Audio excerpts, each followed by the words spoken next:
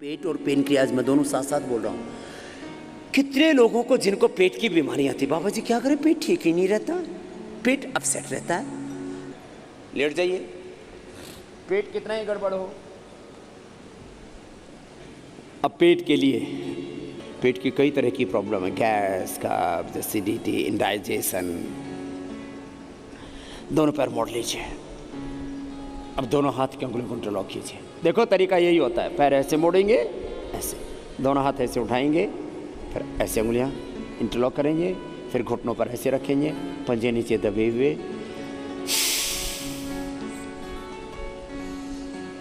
सांस बाहर छोड़ के आगे झुकेंगे, घुटनों से नासिका लगाएंगे, इसी स्थिति में रुकेंगे,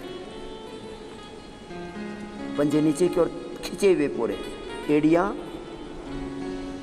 नितंब के पास पैर से लगी हुई,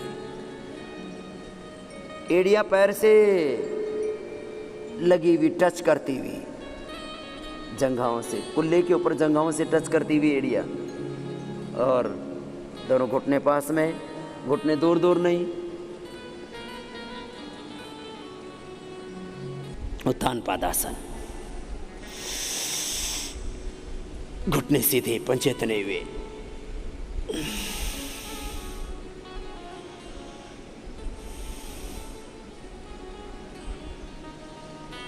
एक फीट उठा करके रखना, ज्यादा भी नहीं कम भी नहीं, बहुत ज्यादा कम नहीं, बहुत अधिक भी नहीं, अधिक उठाने से लाभ ही नहीं होता। 1 फीट उठा के रखिए, घुटने सीधे, पंजे तने हुए, सिर जमीन पर, घुटने सीधे रखे, तान करके, अभी नीचे नहीं लाना है,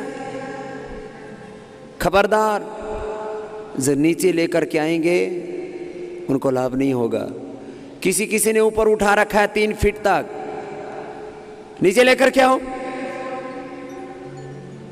वापस जमीन पर। किसी किसी का अभ्यास उल्टा हो रखा है, पैर यूं दिखने नहीं चाहिए, आप ऐसे ऐसे, कुछ तो इतना उठा रखा है, किसी ने इतना उठा रखा है, ये गलत है। यूं आप जब लेटे होते हैं तो आपके पैर आपको दिखाई नहीं देने चाहिए, दिख रहे हैं तो गड़बड़ है। समझ में आई बात? उत्थान पादासन, आधा से 1 मिनट ऐसे करना। पहले दिन से नाभि, धरन, इधर यूपी में नाड़ा बोलते हैं, यहाँ नाड़ा बांधते हैं ना, तो ये नाड़ा बोलते हैं इसको। बोले नाड़ा डिग गया ना, जो भी नाड़ी डिग गई, नाड़ा डिग गया, कुछ बोल देते हैं। उधर गुजरात में पीछोटी खिसकी गई आम की है, स्वामी जी हमारी पीछोटी खिसकी गई, शू करवानो, तो आ गई लो भाई। पछी इधर बोलते हैं उत्तर भारत में, बोलो नाभि डिग गई, धरण डिग गई, धरण डिग गई। पूरे भारत में ये मान्यता है कि ये नाभि डिगती है तो गड़बड़ होता है, और ये प्रैक्टिकल है ना। नाभि की धड़कन नीचे की ओर तो दस्त, ऊपर की ओर तो कब्ज, दाएं बाएं और चारों तरफ फैल जाती है, तो पूरी बॉडी, माइंड और पूरा जीवन का ही संतुलन बिगड़ जाता है। नौकासन, दोनों तरफ से उठाएंगे, श्वास अंदर भर के, पैर भी उठेंगे, सिर भी उठाएगा 30 डिग्री पर, न ज्यादा न कम, बहुत ज्यादा मत उठाइए, बहुत कम भी मत उठाइए।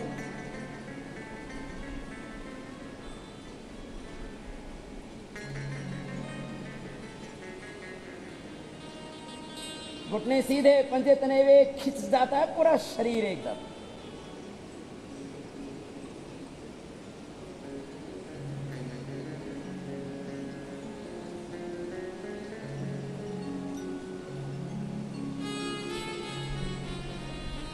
अब आइए नीचे,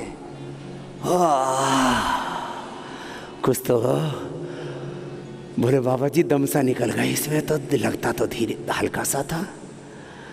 किसी किसी के तो क्रैम्प्स आने लगते हैं, वो बीच में आ सकते हैं, वापस क्रैम्प्स आ जाते हैं।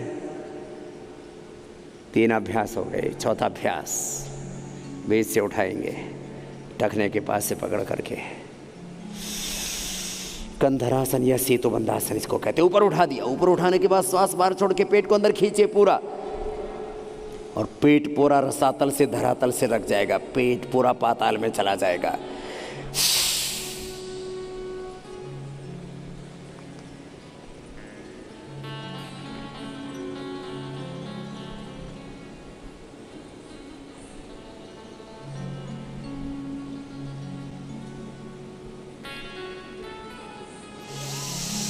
फिर इच्छा तो श्वास ले लीजिए, फिर छोड़ दीजिए, फिर खींचिए अंदर, ऐसे करीब 10-15 सेकंड तक।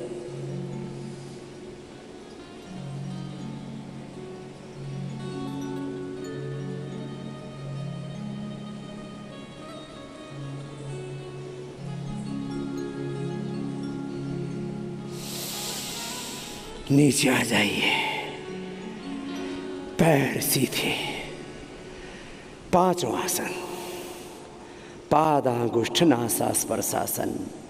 पहला आसन था पवन मुक्तासन, दूसरा उत्तान पादासन, तीसरा नौकासन, चौथा कंधरासन या सेतुबंधासन, पांचवा पादांगुष्ठ नासा स्पर्शासन। दाहिने पैर को मोड़ लीजिए, देखो पैर ऐसे मोड़ेंगे, हाथ ऐसे ही उठेंगे, ऐसे। फिर हाथ की उंगलियों को ड्रॉ कीजिए, पैर के पंजे को पकड़िए, श्वास बाहर छोड़िए, पैर को खींचिए, खींच करके पैर की अंगूठी को नाक से लगा करके रखेंगे ऐसे। कोहनिया करीब उसमें 4 इंच का फासला, ऐसे सामने, ऐसे नहीं, ऐसे हाथ ऐसे खोल के नहीं, कोहनिया ऐसे सामने। हो सके तो कोहनिया मिला दे ऐसे,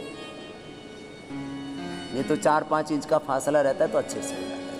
बाएं पैर जमीन पर पूरा सीधा, पंजा नीचे की ओर तना हुआ, पैर ऐसे नहीं रहना चाहिए कभी भी, ऐसे ऊपर की तरफ पंजा नहीं, पंजा ऐसे ही नीचे की ओर खींचा रहेगा प्रत्येक आसन में। चाहे सीधे लेट के करें, चाहे उल्टे लेट के करें, चाहे बैठ करके अभ्यास करें, पैर के पंजे ऐसे खींचे रहते हैं। शरीर की साधना, इंद्रियों की साधना, मन की साधना, मन में उठते हुए विचारों की साधना। साधना का अर्थ है समग्रता से अपने अस्तित्व को सम्यक दिशा में, सभी दिशाओं से उन्नत बनाना। हाथ का अंगूठा ऐसे मिला हुआ अंगूठे के ऊपर और ऐसे नाक लगा हुआ, ये सही तरीका होता है।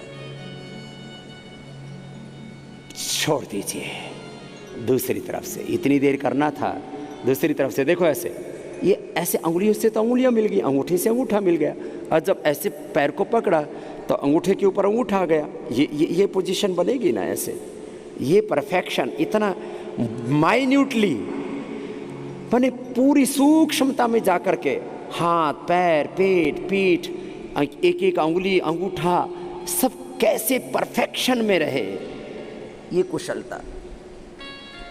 जमीन वाला पैर बिल्कुल सीधा, घुटना मोड़े नहीं, पंजा नीचे की ओर दबा हुआ, पंजा नीचे की ओर खींचा हुआ। जितना अधिकतम हो सके पैर को खींचिए, पैर को जितना अधिकतम खींचेंगे उतना अधिकतम लाभ होगा। सिर कम उठाना पड़े, पैर ज्यादा खींचे, तब अधिक लाभ होता है। प्रयत्न करें, श्वास को बाहर छोड़ के रखें, फिर इच्छा हो तो ले लिया, फिर छोड़ दिया।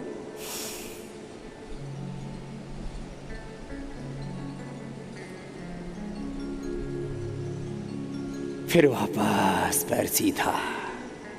अब दोनों पैर एक साथ मोड़ेंगे, अंगूठे से अंगूठा, एड़ी से एड़ी मिली हुई, पंजे से पंजा मिला हुआ, अंगुलियों से अंगुलियां मिली हुई, ऐसे पूरा परफेक्शन। ऐसे एड़ी भी ऊंची नीचे नहीं, देखो हर एक स्तर पर परफेक्शन। अब दोनों अंगूठों के पास हाथ के अंगूठे आगे ऊपर। अब पैरों को ऐसे खींचेंगे। जिनका शरीर बहुत ही फ्लेक्सिबल है वो तो ऐसे बस थोड़ा सा सिर उठाते हैं और ऐसे खींच के लगा देते हैं और रुकिए इस स्थिति में।